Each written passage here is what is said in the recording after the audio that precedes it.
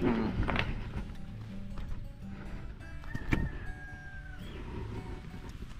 Ano po?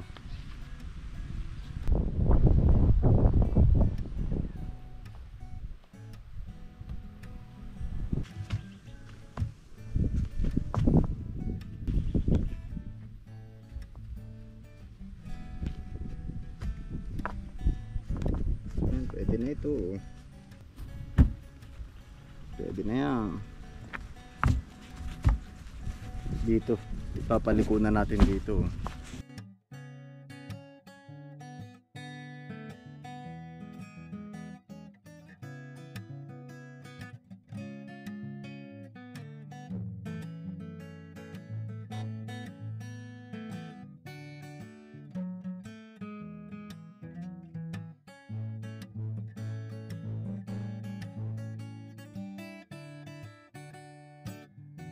Ayun po, sa episode na ito po mga kalayas ay dito naman po ako sa magiging playground po ni Brent. Pinag-aaralan ko rin po, baka mamaya magtanim po ako dyan ng halaman ay sobrang taas. Maliit na nga po yung space natin ay matatabo na naman po aring mga bakod. Ano po, ay di kumbaga po ay kahit pa paano po ay pinaplano ko rin kung anong magandang ilagay po dito. Hakutin ko po muna ari.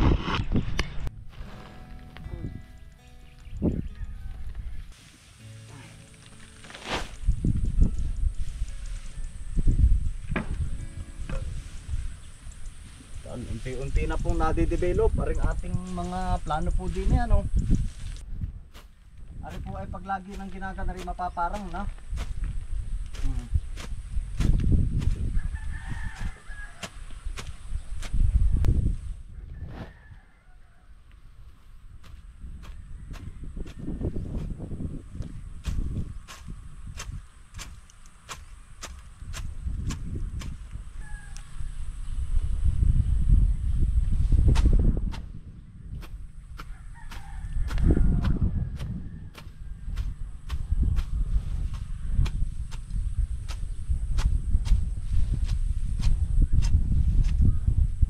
Lago po kaagad, ganda mo mga kalayas, oh.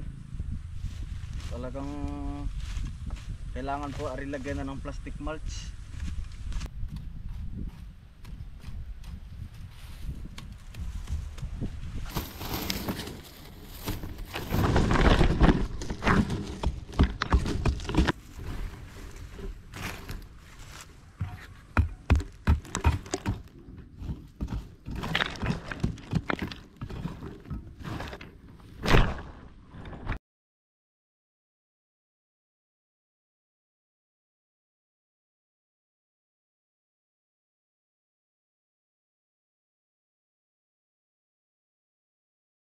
Pinantay ko na lang po ari. Dito ko po ilalagay yung ginseng. Ihahanay ko po dito. Mas maganda po pag pantay. Tapos ari po, nilagyan ko ng tambak para mas maganda at mas malapad po aring lalakaran din eh. Sa susunod na po ulit na bakanting oras, ito na po yung ating mga pinagpaguran sa kada punta po dito.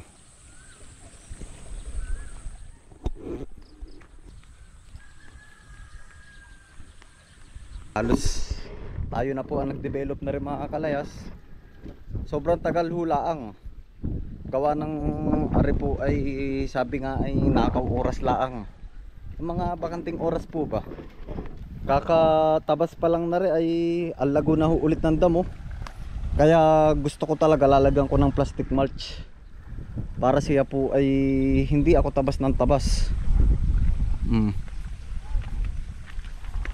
Ayan, ay hapon na po, ay iuwi na mga kalayas. Ako po ay hindi ko alam kung kailan ulit ang punta dito. Bali yun naman pong isda natin ay si kuya po ang magpapakain nun, umaga't hapon. Ayun po mga kalayas, good afternoon po. At tayo po ay lagi napunta dito ay hapon ah. Ay si kuya naman po ay automatic naman pinakain na po yung ating mga alagang isda po din eh. Ay ngayon po, yan, may kasama po ulit tayo. Kuya Francis. Aba, may saging pa pala din eh, oh. Kain muna, oh. Kuha, oh. Si Kuya Francis po ay wala pong gawa. Ay, sa sideline daw po muna uli. Ayan Kuya Francis, tanda mo ari nung ginawa natin. Oo, sir. Dito nga ba may kubo na nung ginawa natin ito? Parang wala pa nung pumunta ako. Wala pa. Wala pa. Tuturo kita din eh. No, yung palaisdaan, may laman na yan. Ari, inabutan mo. Ayan, Wala pa din nun. wala pa. Yan, kusina.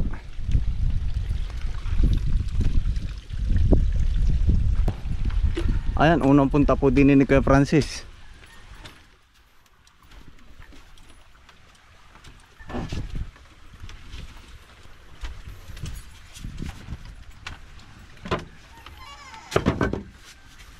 Napakainit. Oh. Pasuyo nga ako na yan. Buksan mo. Ito to.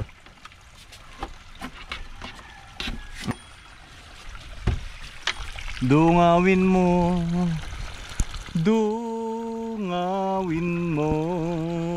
Doon ka sa kabila Kuya Francis. Oh, may tambayan din niya. Tinutur po muna natin din si Kuya Francis. Ano masasabi mo dyan sa ginawa namin ni JM? Ayos, sir. Pahanginan pag mainit dyan. Oo, tsaka pag naulan, maganda yung medyo naampiyasan.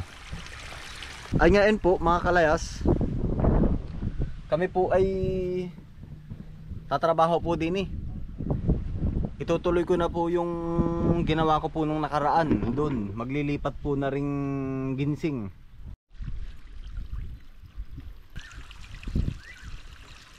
Ayan na po, nagsimbada na uli oh.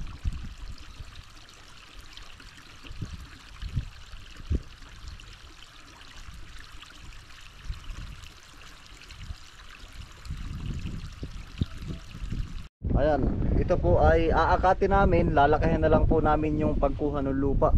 Hindi po siya bagay na naan dito, gawa ng aripong bakod ay naay. Although ito po ay nakatanim na prior maglagay dito ng bakod. Pero ngayon naisip ko na hindi po siya akma na naan dito. So ilalagay ko na lang po doon sa open space.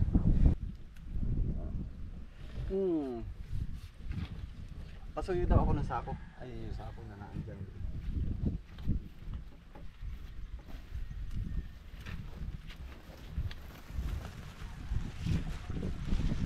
Pasuyo naman. Yang kulay puti. Mahirap pala din sa sako. Baka maputol eh. Yan, ito natin ilalagay. Ito na may mabilis mabuhay. Po sa mga hindi nakasubaybay, ari po ay galing sa Lopez, Quezon. Saka mga kaibigan ko po. Yan. Para po dun sa mga bagong pasok po natin na manonood ano.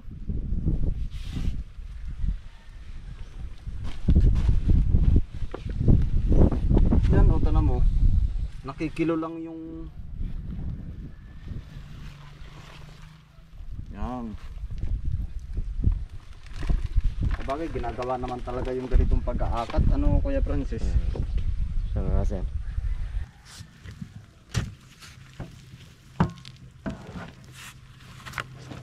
Ay, sayang ang kilo.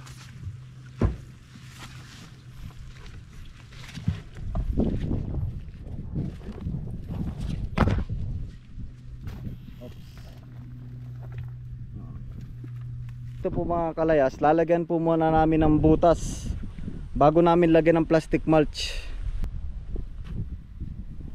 Pwede na kaya din?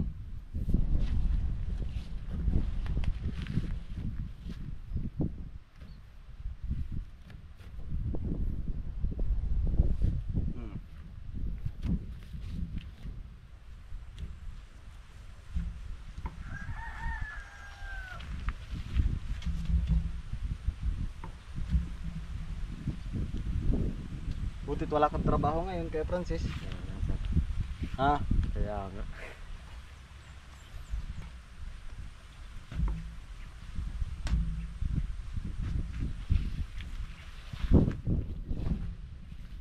Ay, ibigay mo to oh, doon sa mga isda oh.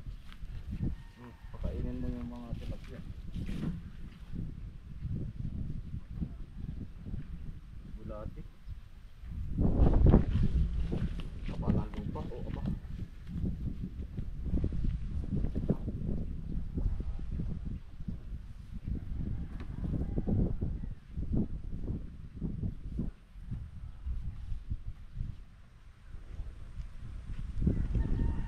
Kinain ng mga isda. Eh.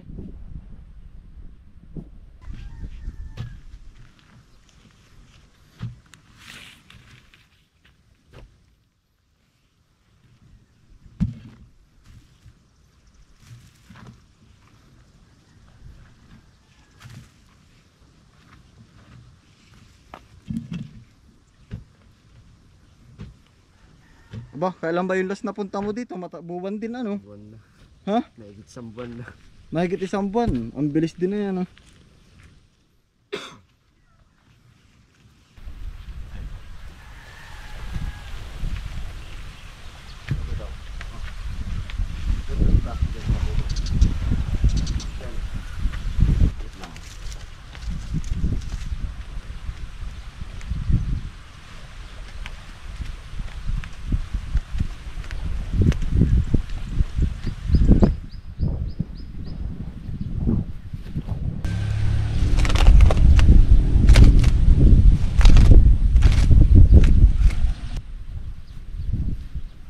Yung ano, nakasabit.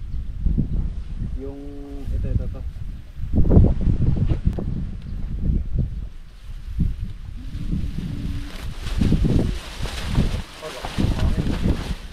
Ito pala sa sarang kulay eh. Ano?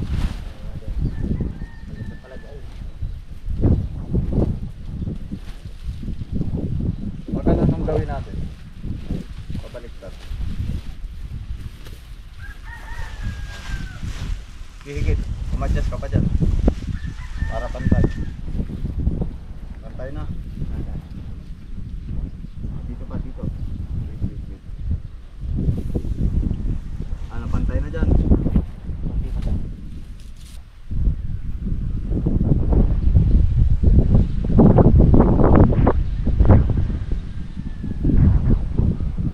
Ayan, para po iwas ano, weeds, yung mga damo, batak daw ng konti para medyo hapit. Yan. Ay isipin mo naman Kuya Francis, kada punta ko din ako magtatabas at di wala na akong nagawa. Ay hindi naman tayo lagi available. Ano?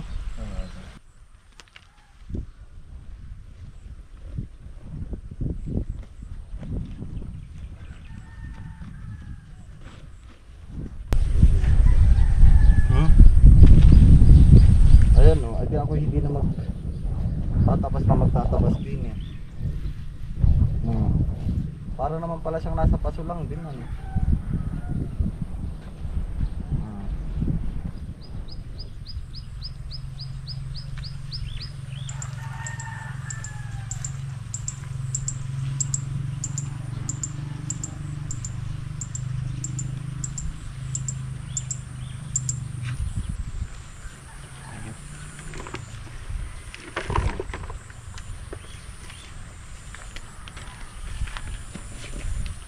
Pasuya ako ng kutsilyo kaya Francis.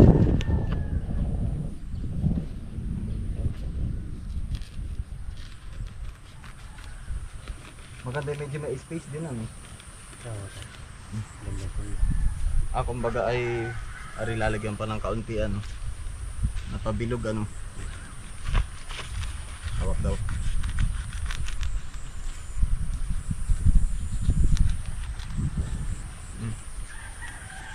Dagdagan mo na lang ng lupa, yung parang medyo paaambukin ng konti.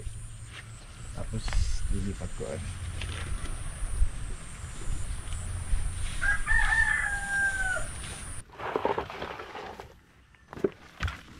Pinuhin mo na lang Kuya Francis. Itatanim ko ring isa dito.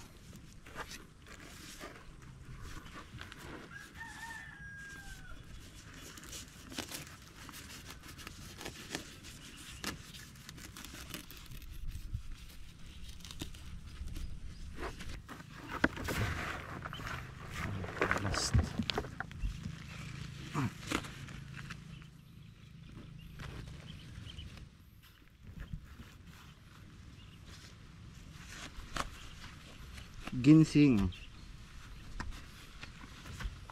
pampalakas, ginseng.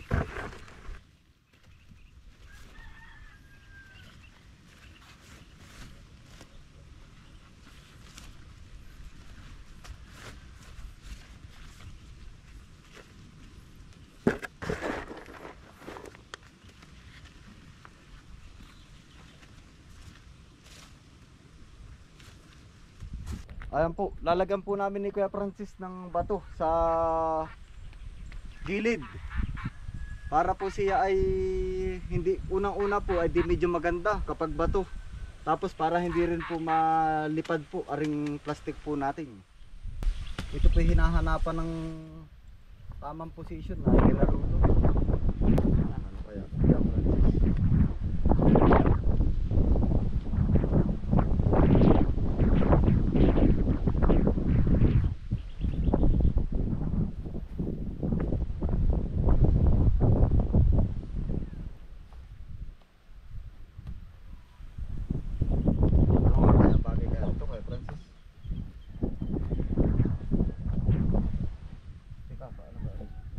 Are.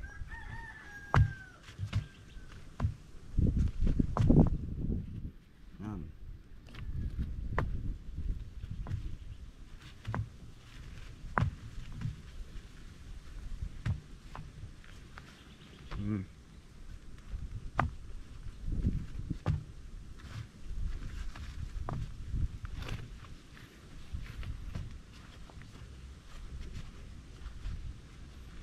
Pwede na yan.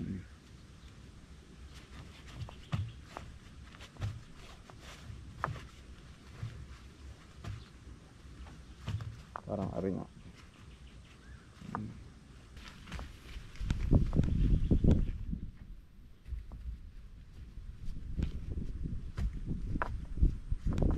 Yan, pwede na ito. Yung mga matatanda, ayan, ang hilig mag-arrange po ng ganito. Talaga pong kanilang hinahanapan to ng tamang yung akma, tamang position.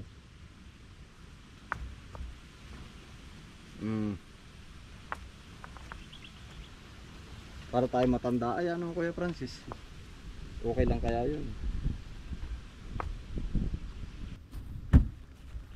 Pwede na yan. Dito ipapalikunan natin dito. Pasuyo daw ako ng iba dun.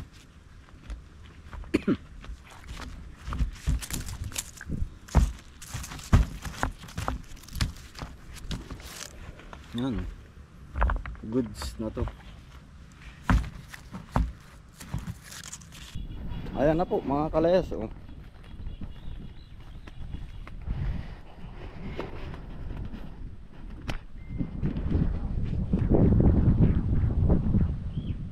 Ayos na nga kaya yan, Kuya Francis.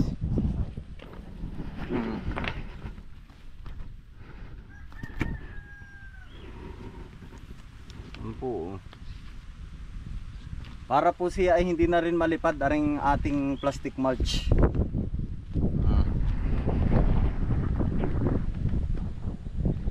Ayun po, bali hanggang dito na lang po sa episode na ito mga kalayas. At tayo po ay mayroong kadugtong nito yung nakaraan, kaya medyo mahaba na po. Adi yun po, Kuya Francis, yan, kaway. Maraming salamat po sa inyong walang sawang pagsuporta sa aking Muntin Channel. Oh. Yan, ingat po kayo palagi. God bless us all. Peace out. Bye.